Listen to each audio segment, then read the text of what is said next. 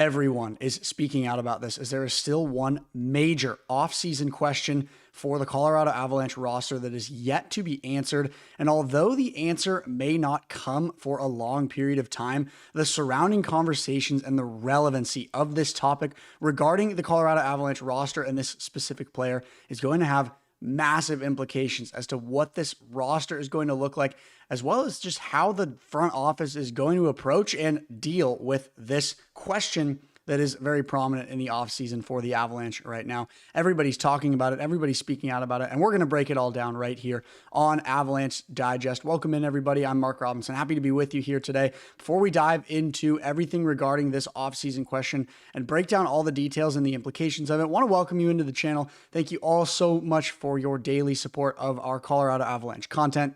Do want to remind you to please make sure that you're subscribed to the channel. If you are not subscribed, real quick, exit out of the video, hit that subscribe button, join the Avs Digest family. We appreciate each and every one of your guys' unwavered support. 81%, almost 82% of you guys that are tuning into our videos on a daily basis are not subscribed to the channel. Thank you so much to that 18.6%. We really appreciate you guys. We're 8 subscribers away from 900. We are almost to the 1,000 mark. We're the fastest growing source of news and updates and rumors for Colorado Avalanche hockey. So please join the Avs Digest community if you haven't yet. We appreciate each and every one of your guys' support. Another quick reminder, if you want to tune into Avs Digest, if you want to listen to our rumors and our reports and our opinions, but you don't want to watch the videos, you can listen on Apple Podcasts or Spotify. All of the audio from every single piece of content that we're producing here on the channel is automatically posted and fired out to those platforms as well. So if you're on the go, if you want just the quick audio in your ears, you want the quick listen regarding what we have going on here on the channel, you can check us out on on Apple Podcast and Spotify. So please hit that subscribe button. Check us out on those platforms as well.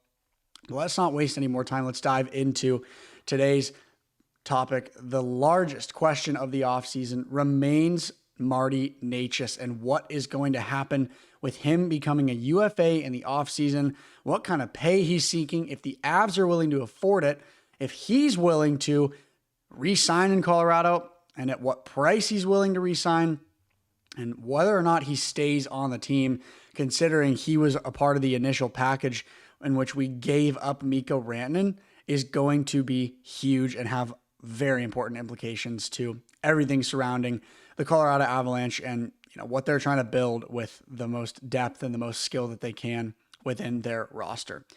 So obviously, we've talked about it a few times. The biggest question is Martin Necas. We got him in the Mikko Rantanen trade. He had a pretty strong finish in the 2025 season with Colorado, in the regular season, that is, 28 points in 30 games. Finished the season in total. Obviously, the majority of his season was played with Carolina, but he had 83 points, which was good for top 20 in all league scoring in the regular season. And now he has one more year coming up on his contract, which will break down his contract in a few minutes here. The Avs have to decide whether or not they want to extend him long-term, give him a shorter contract, or move him again, do something similar to what they did with Rantanen before he hits UFA, in which they could potentially have him just walk away without signing. And then there's obviously been some reports and some speculation regarding whether or not Necas was exactly hyped and thrilled with, how his time in Colorado went, which potentially means he may not be willing to take any sort of a team-friendly deal or be willing to even sign in Colorado. Or if he is willing to sign in Colorado, he's going to want to do it for a higher price.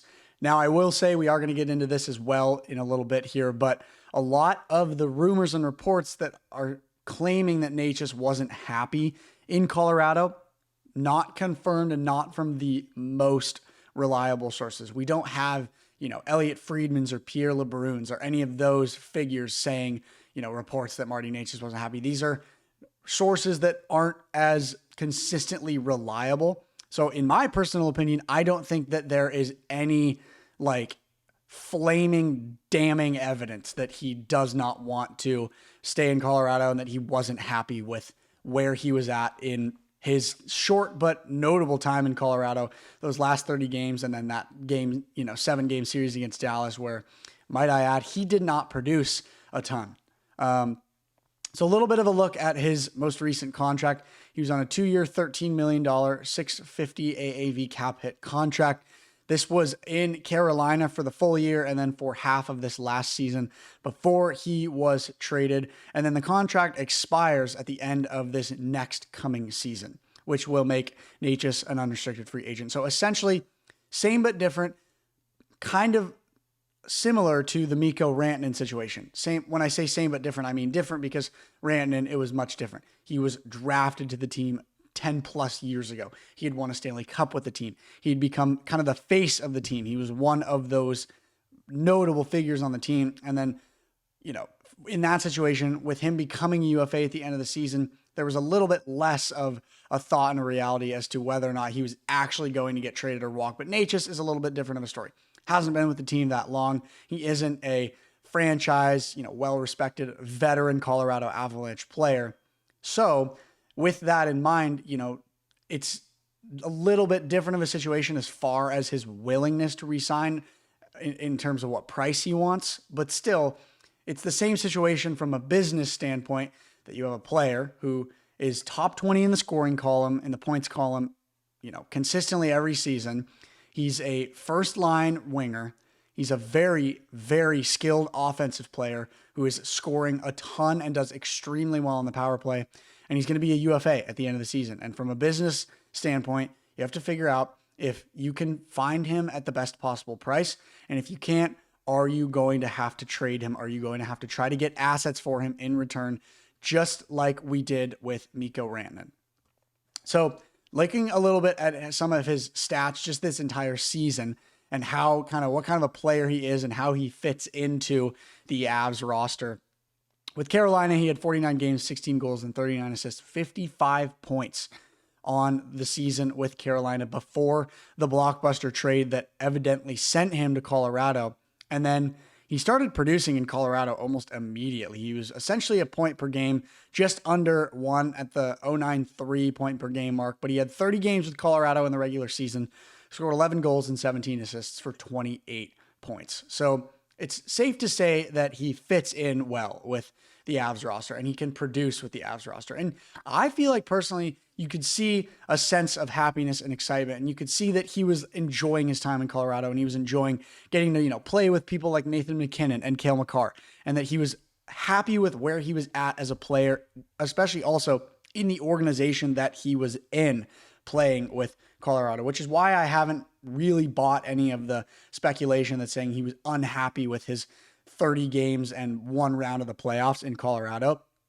When you receive a player like Necas in a trade, from Necas' standpoint, obviously every once in a while, you see trades where a player gets traded to a team and it just it works out so well for them. They absolutely explode and it evidently ends in a Stanley Cup. The example that I'm thinking of right now is Brad Marchand. He gets traded to Florida. He absolutely explodes as an offensive player in the Stanley Cup playoffs, and he helps Florida charge to their second straight Stanley Cup championship.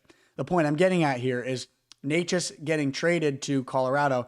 I'm hoping that he was not necessarily expecting something like that to happen, because that is a rarity. It can only happen to one team every year who may or may not even make some sort of a large blockbuster trade near or at the deadline, like the Brad Marchand trade. So hopefully, Necas sees the potential and he's willing to continue to work with a team like Colorado, because there is potential.